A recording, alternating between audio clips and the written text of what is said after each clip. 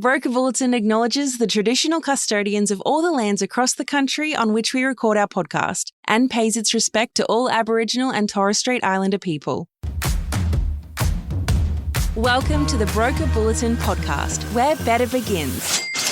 Join us as we chat with brokers about what's working for them, what drives them, and the real challenges and wins that matter most right now. Welcome back to the brand new episode of Broker Bulletin. Many of us know the difficulties self-employed clients can have in getting home loans approved, but there's definitely some ways to make it more seamless and easy process, not for only the client, but for yourself. Today, we're talking about cracking the code of the faster approvals for self-employed clients. To unpack this, we have joined in the studio by the head of credit of Apollo, Jacqui Kelleher. Jacqui, thanks for taking the time to join us. Thanks for having me, Jason. I'm really looking forward to this and being able to help some brokers crack that code.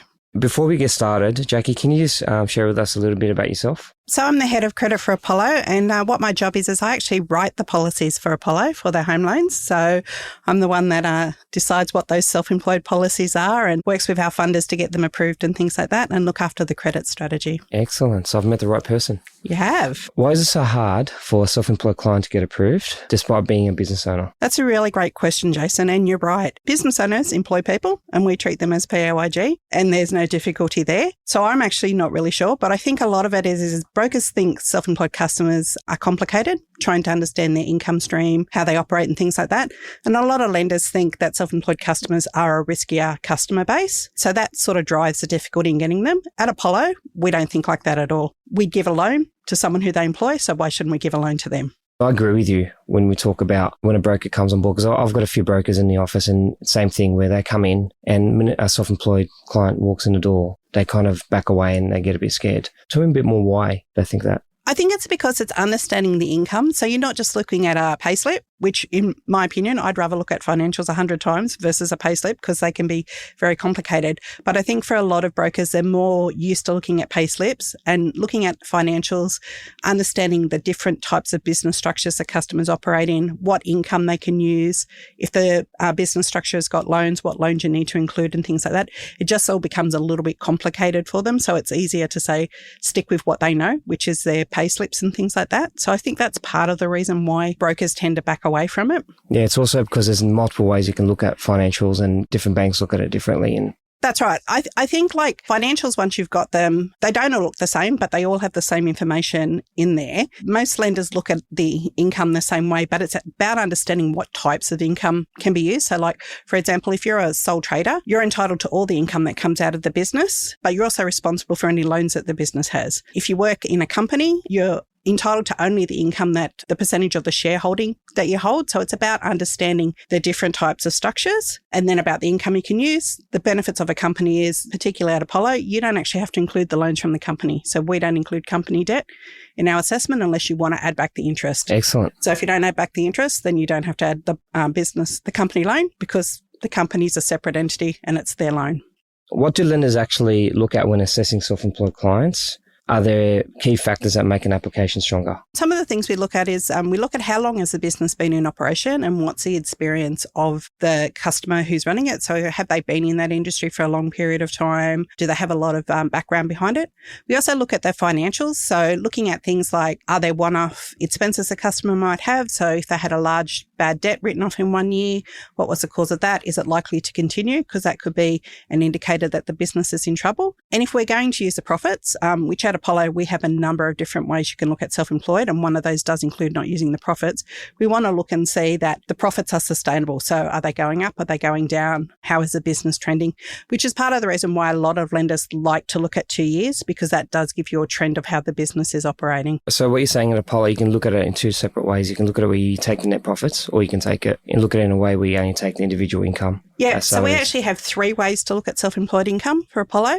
So we have the 2 years financials where we're taking the profits that the customer has. And even with those 2 years, you can actually use 1 year in isolation because we also understand as a self-employed customer, sometimes you might have a year where something goes wrong, something happens in your personal life. You might decide to take time off to have children. So we say, okay, well, we can just exclude that year and look at 1 year in isolation.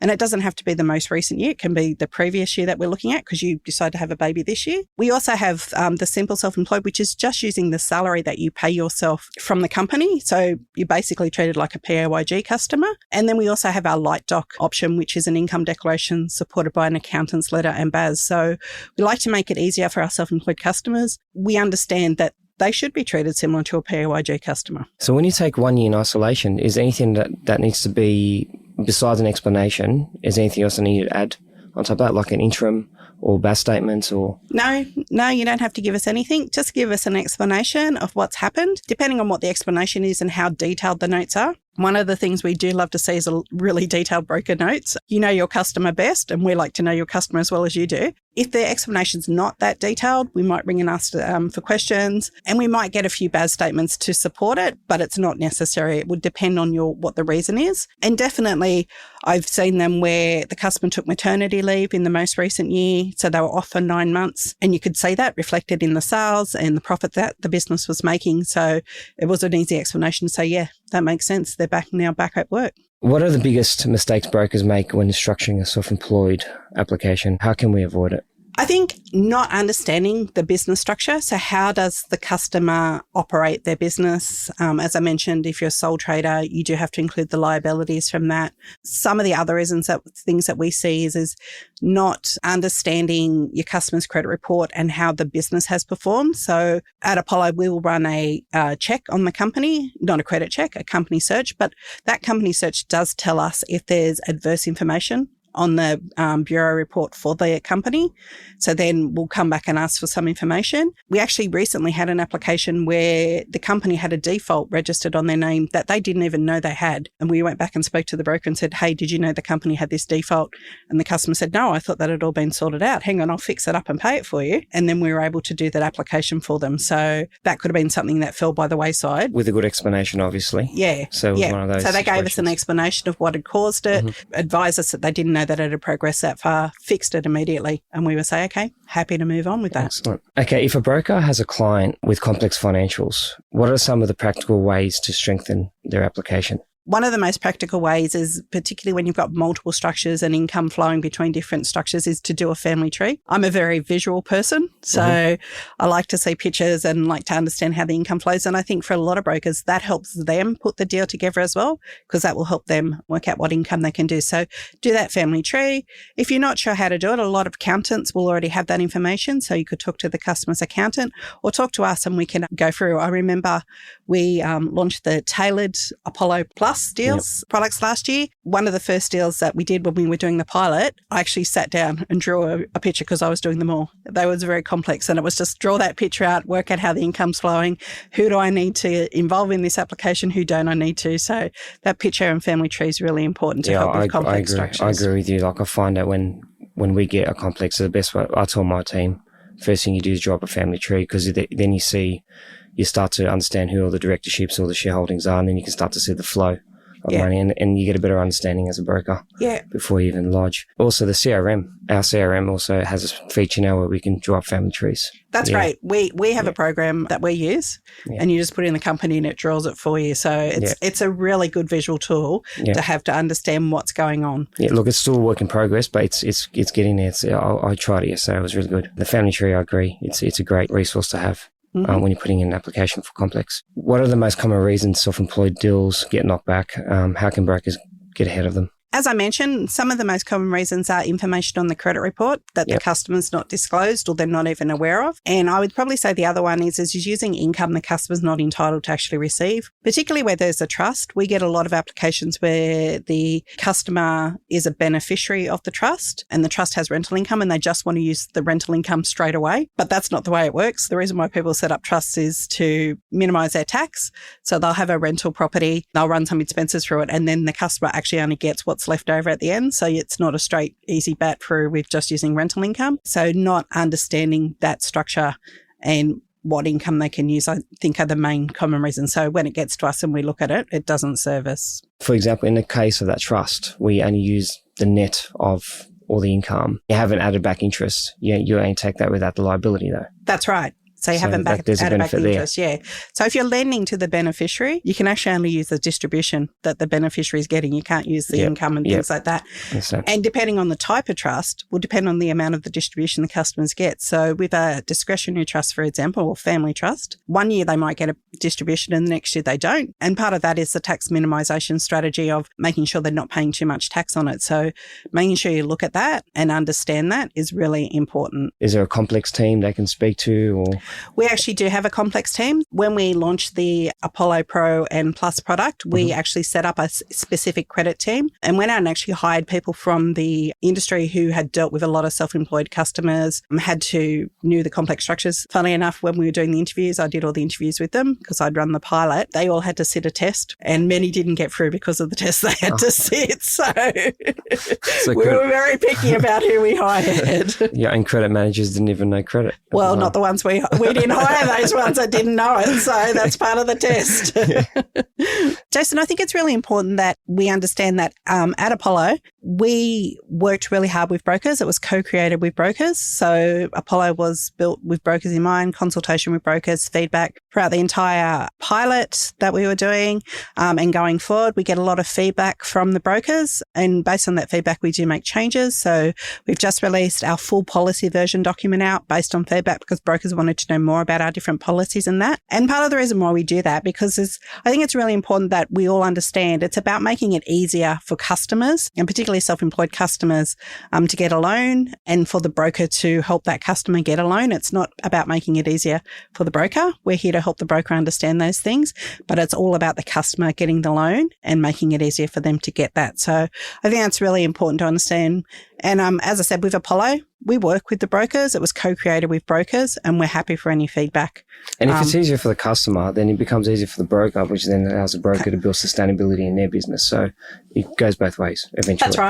That's right. And if you build a good relationship with your customers, as I said, it's a lifelong commitment that you've both got together. It'll probably last longer than most marriages. Do you see lending to self-employed clients getting easier in the future? At Apollo, we are always looking at ways to make it easier for self-employed customers. As I mentioned, we do have 3 different types. I think it's really important that lenders continue to investigate that because in the current economy that we have and the way people are working, we're seeing a lot more customers moving to self-employed. Even if it's working for a company and then changing to a contractor, that makes you a self-employed customer. It's important that lenders continue to investigate ways to make it easier because we are moving to that gig economy where people are becoming more and more self-employed. And looking at it, a lot of it's driven by funders, so people who provide the funding and ratings agencies and that. And I know with a lot of our policies that we've done, one we've recently changed, we actually went to the ratings agencies and spoke to them about it and actually challenged them on it. So I think if lenders continue to challenge, it could get a little bit easier for self-employed customers down the track. We are already starting to see it as well with simple self-employed policies coming out with various lenders. Do you see it where with digital and everything's being cashless, there's a lot more visibility within the bank accounts, there's more? I think with the introduction of CDR and open banking, it definitely will get a lot easier. But you have to remember for open banking, it is only consumers. So getting that full financial picture probably won't be there. But I think there are options you can look at. I know I've looked at options where getting access to financials via MYOB, so they're sent to you electronically versus the customer having to go to all the effort to get it. So there are some options that can be explored to make that a little bit easier for the customer and not having to gather all that paperwork together. So if a broker wants to position themselves as the go-to for self-employed clients, what's the best way to do that? One of the things I'd recommend is don't go for all industries. I don't try and gather all self-employed industries. Pick an industry that you want to, you're interested in and that you can learn about. I know for a lot of brokers who specialise in self-employed, they're not going to every single industry. They're not going to every single company. They're, say, focusing on medical customers or construction and understanding that industry. So when you're talking to your customers, you can walk the walk and talk the talk. Self-employed customers love to talk about their business. So if you can talk to them about their business in a knowledgeable way, that's quite beneficial. And along the way of doing that is I'll come back to that structure, really understanding that business structure of the customer and understanding what's what, how each of the structures operate from a tax perspective, income perspective, and liability perspective. I think they're the key things if you wanted to do that and move into self-employed is where I would put my focus if I was a broker. If you could give brokers just one golden rule for self-employed lending, what would it be? I think the one golden rule I would give for brokers for self-employed lending is notes. Brokers' notes. You've spoken to your customers, particularly if you're a specialist and you know your customer. A lot of applications that Apollo gets, we don't even know what the customer does because it's not in their notes, and you've just got the name of this business, and it's like, what does the business even do? Talk to your customer, understand what their business does, understand what they operate, and then give us those notes so we can know your customer as well as you know your customer. We love to read notes and we love to understand your customer, and you know them best. Talking to a lot of brokers over the years, the biggest complaint I heard from brokers was that lenders will not read their broker notes over the years. But now it's refreshing to know that there's a lender out there who actually wants that and wants it in detail, because the notes is a real important piece, especially when you talk about family trees, self-employed structures, or when you're talking about multiple entities, to work out whether a client wants to go low doc, full doc. If the broker isn't breaking down the structure, understanding the client, understanding the industry, or understanding the customer and being able to relay that through notes, there's no point in doing a self-employed deal because you're not going to get anywhere. I agree with that. Sometimes if your notes are good enough, I'll actually rip them off to put them into my notes when I'm assessing an application and looking at it. So it helps me do my job because, as I said, you know your customer better. You've had the conversation. It saves me Googling them and trying to do all my research myself to work out what they do. And I find that when a broker gives us a lot of detailed notes, the application gets approved a lot quicker. It's a smoother approval process. It's not backwards and forwards between the broker and the assessor. So I think it's really important to put those notes, and we definitely love to read them. The first thing I do when I'm assessing an application, and I know a lot of our assessors are, is go to the broker's notes. What does the customer want? Why do they want it? What do they do? Yep. What's their background? What makes you think that this is a good deal? We want to know why you think this is a good deal. Yeah. What are the merits behind? Yeah, that's exactly it. What's the reason why we're putting this deal up? That's exactly it. Yeah. Why did they choose Apollo, and what's going to help the customer achieve their goals? Both the broker and Apollo want to help their customers achieve the goals. So we have to understand what those goals are and how we're going to help them do that. Yep. We've had a few applications that have come in where they've started off as full doc. So we've had the 2 years worth of financials. I remember we had one where they wanted to use 1 year in isolation.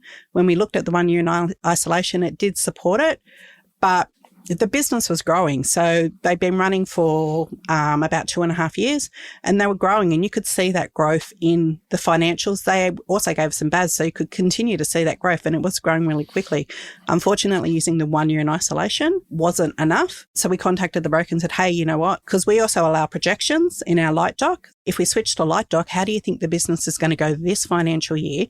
Give us a light doc application, declaration of that, and we can move it to that. So we went from a full doc to a light doc to be able to help that customer achieve what they wanted to achieve. What type of industry was that? Was it a service industry? Was it? It was a service industry. From memory, it was, they were in computers and things like that, and they'd taken on a lot of new contracts over the last 18 months, and we could see that growth in there. At Apollo, we have a really low decline rate. We have a 4% decline rate, and I analyse that every single month. It's 4% month on month. So out of all the applications, only 4% of those get declined, and most of them aren't due to servicing. It's due to information that's on the Customs Bureau report. So one of the things our assessors really do is, how do I make this work? How do I make this application work? Our assessors contact the brokers. They workshop the deals.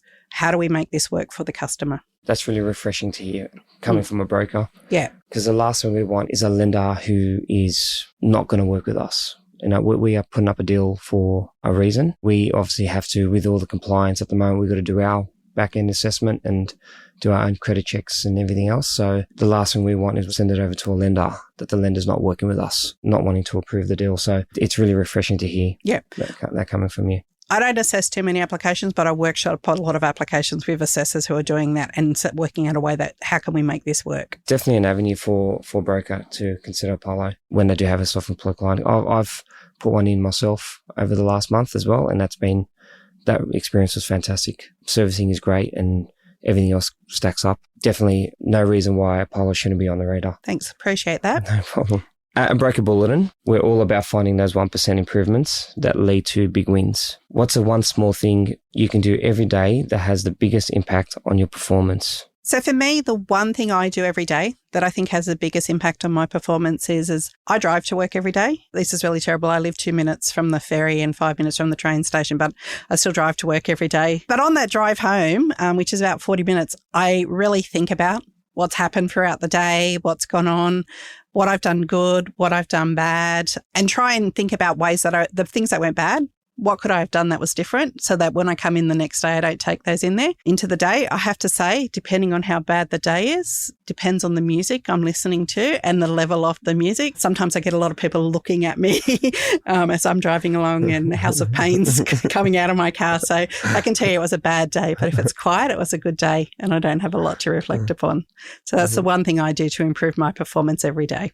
Jacqui, thanks for coming out and talking to me today. The biggest takeout I took from this chat was Apollo really appreciates a broker that will put in intense notes and draw up a tree. Because from my experience, I find that drawing up a tree, and I agree with you, is a big part of understanding the client. And I find it's a point of difference when a client comes to me as opposed to another broker, especially when there's multiple structures. I find it as a point of difference where we've taken the liberty to go in and understand the customer's structure and understand their business. And I find that the clients tend to be more sticky when that process is taken on board.